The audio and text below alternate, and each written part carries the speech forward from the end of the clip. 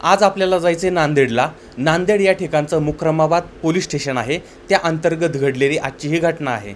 तर पोलिसांना एक असा मृतदेह मिळतो जो मृतदेह पूर्णपणे सडलेला आहे। आता हा मृतदेह कोणाचा आहे काय आहे याच्याबद्दल काहीच माहीत नसते, पण या मृतदेहाच्या हातावरती एक नाव गोंदलेलं असतं आणि अंगावरचे दागिने, बाजूला पडलेल्या चपला यावरून पोलिसांनी या सगळ्या हत्येचा तपास लावलेला होता आणि हीच घटना आपल्याला आता पाहायची आहे आणि त्यासाठी आपण आता चाललोय नांदेडला। नांदेड जिल्हा आहे, त्या ठिकाणचा मुखेड हा तालुका आहे आणि त्या तालुक्यातलं सावळी पाझर तलाव आहे आणि याच बाजूला सावरमाळ शिवार आहे। आता या शिवारामध्ये सर्वे नंबर 54 54 या ठिकाणी खाजासाब पिंजारी यांची जमीन आहे, शेती आहे आणि या शेतीमध्ये एक पत्र्याचं शेड आहे किंवा एक झोपडी आहे आणि या झोपडीमध्ये एक मृतदेह पडलेला होता। तारीख आहे 15 मे 2022। तर या ठिकाणी या झोपडीच्या ठिकाणी हे जे पिंजारी आहेत ते तिथं गेलेले होते, त्यांनी हा मृतदेह पाहिला। आता आतमध्ये असा मृतदेह पाहिला, अत्यंत विदीर्ण अवस्थेतला तो मृतदेह होता। ते पाहिल्यानंतर मग ही बातमी गावामध्ये कळलेली आहे, सगळीकडे आजूबाजूला कळलेली आहे। गावातले पोलीस पाटील वगैरे त्या ठिकाणी आलेले आहेत, मान्यवर मंडळी त्या ठिकाणी आलेली आहेत आणि ही बातमी मुक्रमाबाद पोलिसांना सुद्धा कळवण्यात आलेली आहे। आता या ठिकाणी एका महिलेचा मृतदेह होता, साधारणपणे 4-5 दिवसापूर्वी तिची कोणीतरी अत्यंत निर्घुण पद्धतीनं हत्या केलेली आहे आणि तो या ठिकाणी टाकलाय असं तिथं जाणवत होतं।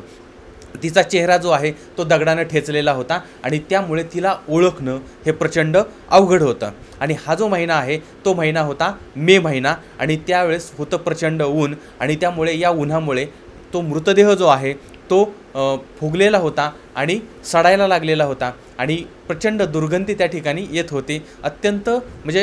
अत्यंत अशी अवस्था, विदीर्ण अवस्था होती त्या मृतदेहाची आणि त्यामुळे हा मृतदेह पोस्टमार्टमला पाठवणं सुद्धा शक्य नव्हतं, अशा पद्धतीची ती अवस्था होती। आणि त्यामुळे पोलिसांनी मग डॉक्टरांच्या सल्ल्याने याच ठिकाणी पोस्टमार्टम करायचं ठरवलेलं होतं आणि मग याच ठिकाणी पोस्टमार्टम पण करण्यात आले आणि त्या मृतदेहावरती अंत्यसंस्कार पण करण्यात आले।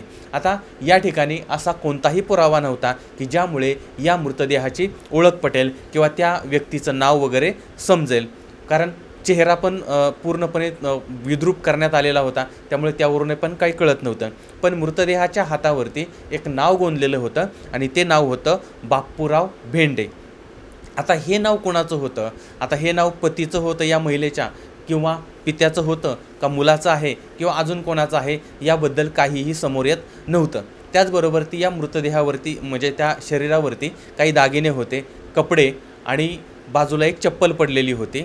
पण या सगळ्यांमुळे त्या मृतदेह कोणाचा आहे किंवा त्याचं नाव काय आहे हे मात्र काही कळत नव्हतं किंवा अशा पद्धतीचा कोणता पुरावा तिथं उपलब्ध नव्हता। सगळे पुरावे होते ते मूक पुरावे होते, त्यातनं काही तात्काळ काही समजत नव्हतं। पण हेच पुरावे घेऊन पोलिसांनी तपासाला सुरुवात केली। संपूर्ण नांदेड जिल्हा आणि त्याचबरोबर ती आजूबाजूचा परिसर आहे या ठिकाणी सुद्धा तपास सुरू झालेला आहे आणि त्यामुळे औराद, कामठी, मदनूर हा जो आजूबाजूचा परिसर आहे, आजूबाजूचे पोलीस स्टेशन आहेत, त्यांच्यापर्यंत सुद्धा ही माहिती पोहोचवण्यात आलेली आहे आणि या व्यक्ती म्हणजे ते जे नाव आहे त्या नावाची व्यक्ती कोण आहे का, त्यानंतर अशा पद्धतीनं कोणी या परिसरात मिसिंग झालेलं आहे का वगैरे वगैरे या सगळ्या गोष्टींना शोधायला पोलिसांनी सुरुवात केली होती। एका बाजूला ही सगळी शोधाशोध चाललेली असतानाच दुसऱ्या बाजूला एक महिला त्या परिसरातून गायब झाली होती। तिचं नाव आहे प्रेमालाबाई उर्फ इंदरबाई। आता या महिलेचं वय साधारणपणे 30 वर्षाचं होतं आणि ही प्रेमालाबाई ही बेटमोगरा नावाचं एक गाव आहे त्या गावामध्ये राहणारी होती। आता काही वर्षापूर्वी तिचं लग्न हे बापूराव भेंडेगावकर यांच्याबरोबर ती झालेलं होतं आणि ती भेंडेगाव या ठिकाणी नांदायला गेलेली होते आणि नंतर हे जे पती पत्नी आहेत ते नंतर उदगीरला वगैरे राहायला गेलेले होते।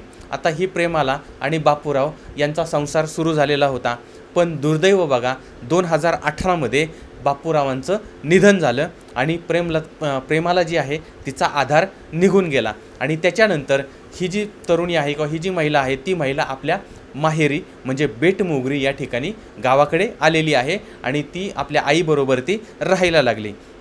आता 11 मे 2022ला सकाळी ही प्रेमाला जी आहे ती घरातून बाहेर पडली आणि तिनं आईला आणि बहिणीला सांगितलं की मी देगलूरला काहीतरी कामासाठी जाऊन येते आहे असं तिनं सांगितलं आणि ती घरातनं बाहेर पडली आणि ती घरातनं बाहेर पडली, ती गेली, ती काय परत आलीच नाही। ती गेलीच. आता तिच्या घरच्यांनी तिला शोधण्याचा प्रयत्न केला, संध्याकाळपर्यंत वाट पाहिली, नाही आली. त्यानंतर शोधलं, पण तिचा काही तपास लागत नव्हता, तिचा काही शोध लागत नव्हता. पण याच वेळी पोलिसांचा तपास चाललेला होता आणि ही घरची मंडळीसुद्धा शोधत होती आणि हा पोलिसांचा तपास हा त्या घरापर्यंत पोहोचलेला आहे. आणि यावेळेस मग ते दागिने, कपडे, चपला आणि गोंधलेलं नाव या सगळ्यांवरून प्रेमालाच्या आईनं आणि बहिणीनं हा मृतदेह ओळखला. हा मृतदेह हा त्या प्रेमालाचाच होता. आता पोलिसांचं हे फार मोठं यश होतं, कारण ठोस असा पुरावा नसतानासुद्धा मुकराबाद पोलिसांनी अशा पद्धतीनं हा मृतदेह 15 तारखेला सापडल्यापासून अहोरात्र मेहनत घेतली. पुढचे 8-10 दिवस रात्रंदिवस काम केलं आणि ही ओळख आता पटलेली आहे. यानंतर आता कसं होतं, मृतदेहाची ओळख पटल्यानंतर हे सगळं का घडलं असेल हे ओळखणं जास्त सोपं जातं आणि त्यामुळे आता मृतदेहाची ओळख पटलेली आहे. घरच्यांचे पोलिसांनी जबाब घेतलेले आहेत आणि प्रेमाला ही देगलूरला गेलेली होती किंवा देगलूरला निघालेली होती.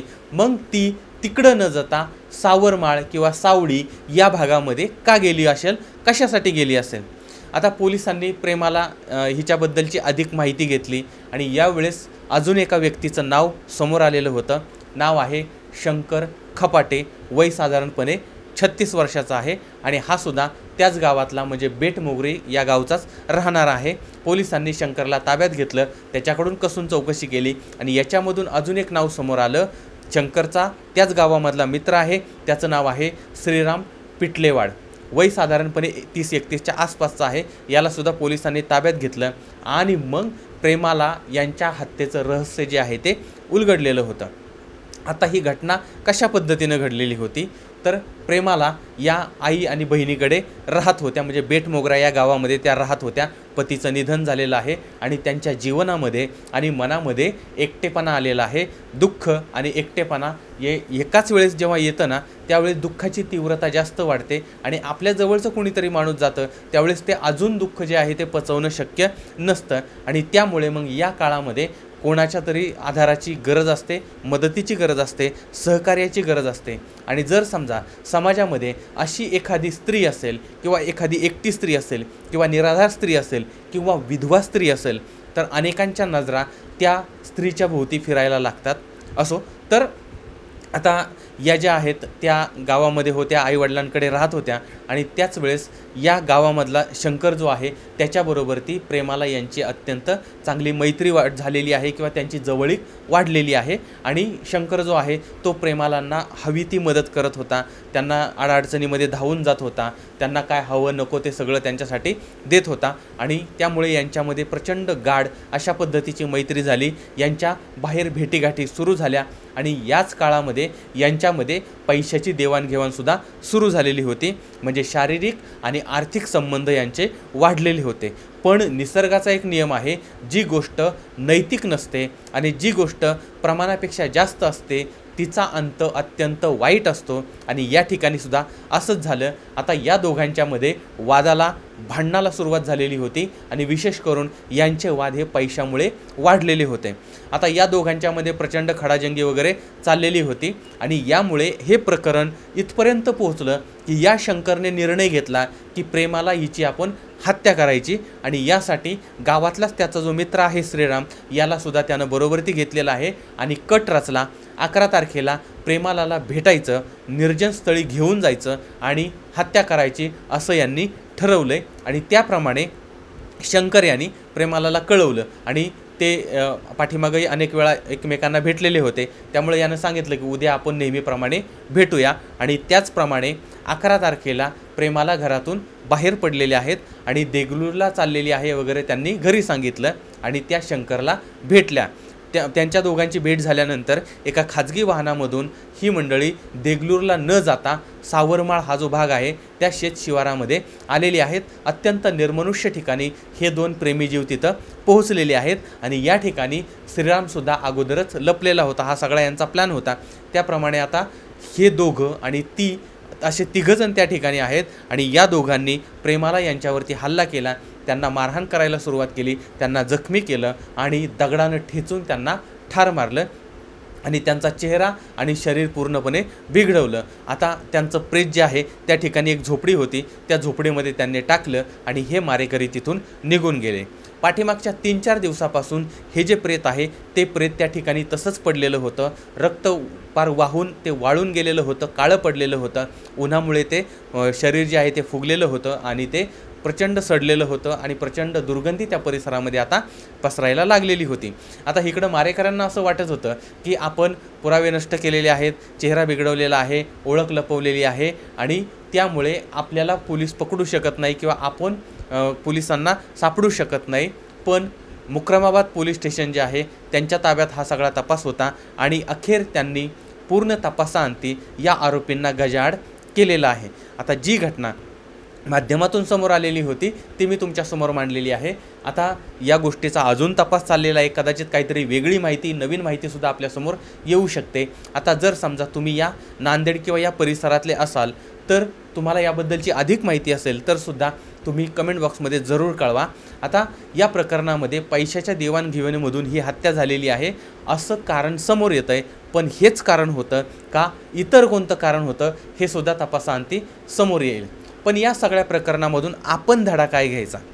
स्वतःच्या शारीरिक गरजा पूर्ण करण्यासाठी जोडीदार असणं याच्यामध्ये काहीही चूक नाही, पण तो जोडीदार नैतिकतेने जोडला पाहिजे आणि अनैतिकतेने जोडलेला जोडीदार जर असेल तर मात्र अशा पद्धतीच्या घटना घडतात। बरं, आता याबद्दल तुम्हाला काय वाटतं ते सुद्धा मला जरूर कळवा।